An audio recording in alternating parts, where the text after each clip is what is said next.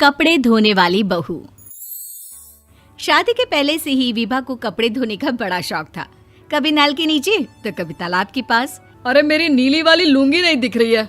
विभा की अम्मा, कहाँ रखी है लुंगी? अरे वो तो विभा ने परसों ही धोकर रखी थी आपकी अलमारी में, देखो वहीं होगी। वो ना मैंने आज धो दी, मुझे लगा कि गंदी हो गई होगी। अरे कैसे गंदी हो गई थी? उसे तो मैंने पहना भी नहीं। हे भगवान, इस लड़की के कपड़े धोने की आदत से परेशान हो गया हूँ मैं।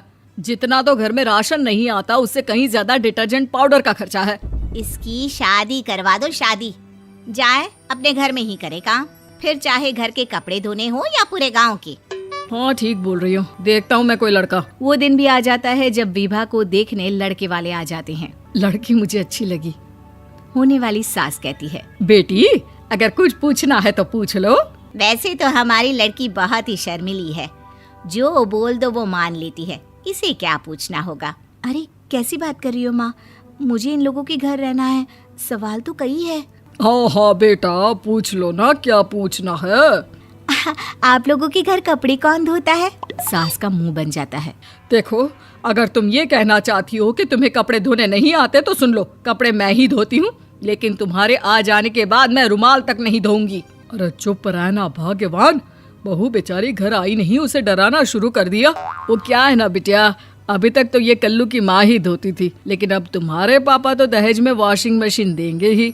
तभी विभा की माँ बोल पड़ती है, सवाल भी पूछा तो क्या। वैसे भाई साहब, मशीन की तो फिर भी कपड़े धोने की कैपेसिटी होती है। मतलब जो बिटिया दे रहे हैं ना विभा, इसे कपड़े धोने का बहुत शौक है। ये आप लोगों के क्या, आस पड़ोस गांव मोहल्ले सबके कपड़े धो दे और उफ तक ना करे। बाहर देखा नहीं आपने कितने कपड़े सूख रहे हैं? सब हमारी बिटिया ने ही तो धोए हैं। बस भी करो ना माँ, शर्म आ रही इतनी तारीफ सुनकर। और तो और एक दाग निकाल कर दिखाओ तो मान जाओ। हाँ अच्छा, माफ करना बेटा, मैंने गलत समझा। हमें तो रिश्ता बहुत पसंद है। और ऐसे जुड़ जाता है रिश्ता कपड़े धोने का शौक रखने वाली विभा का। उसकी शादी हो जाती है कोयला फैक्ट्री में काम करने वाले कल्लू के साथ। शादी के बाद अचानक विभा चिल्लाती हुई सास के पास आती है। सासू माँ, अरे सासू माँ कहाँ है आप? ये तो धोखा है, धोखा दिया आप लोगों ने मुझे। इसे ससुर के चक्कर के बारे में पता चल गया। अरे तो उसमें तुझे क्यों धोखा मिला है? अरे नल में पानी नहीं आता, कपड़े कैसे कब धुलेंगे? अच्छा, तू पानी नहीं आ रहा उसकी बात कर रही है। तो आपने क्या सोचा? कुछ नहीं। अच्छा, तेरी माँ ने कहा था कि कपड़े धोने का शौक है तुझे, याद आया मुझे। शौक बोलकर कपड़े धोने वाले मेरे जुनून को कम ना आके सासू माँ, कपड़ा धोना मेरा गुरूर है। तभी पति भी वहाँ आ जाता है। अभी मैंने इसे सनी देओल की फिल्म दिखाई है, उसी के डायलॉग मार रही है माँ। अच्छा सुन, साफ साफ बता रही हूँ, पानी सुबह 4 से 6 और शाम को 10 से 12 आता है, समझी? विभा टाइमिंग सुनकर हैरान हो जाती है। ये क्या भूतों का मोहल्ला है?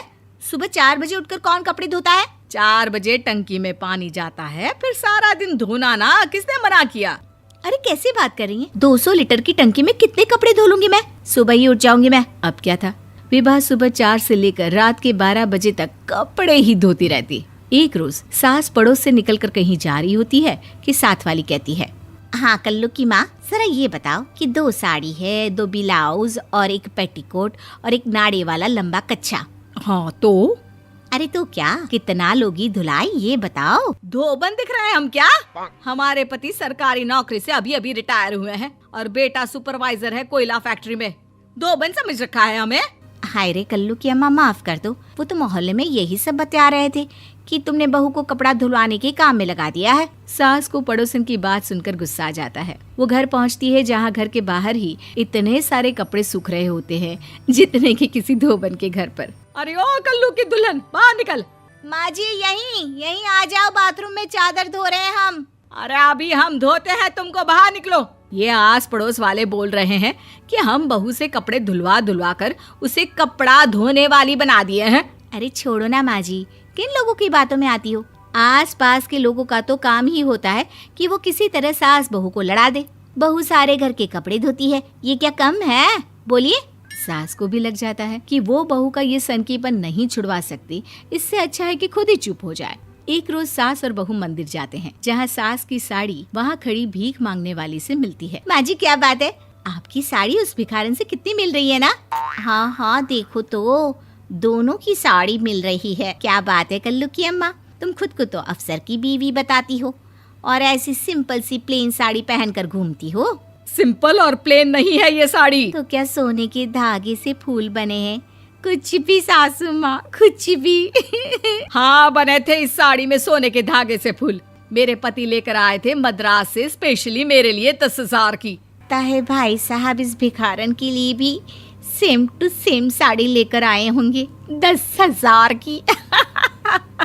सास उस वक्त तो कुछ नहीं कहती, लेकिन बहू के साथ घर आती है और अलमारी से एल्बम निकाल कर लाती है। ये साड़ी देख रही है, ये वही साड़ी है जिसे मैंने अभी पहना था।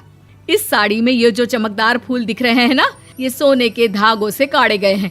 लेकिन तू लोकल वॉशिंग मशीन ब्रश से घिस घिस कर सारे फूलों को निकाल कर साड़ी प्लेन कर दी।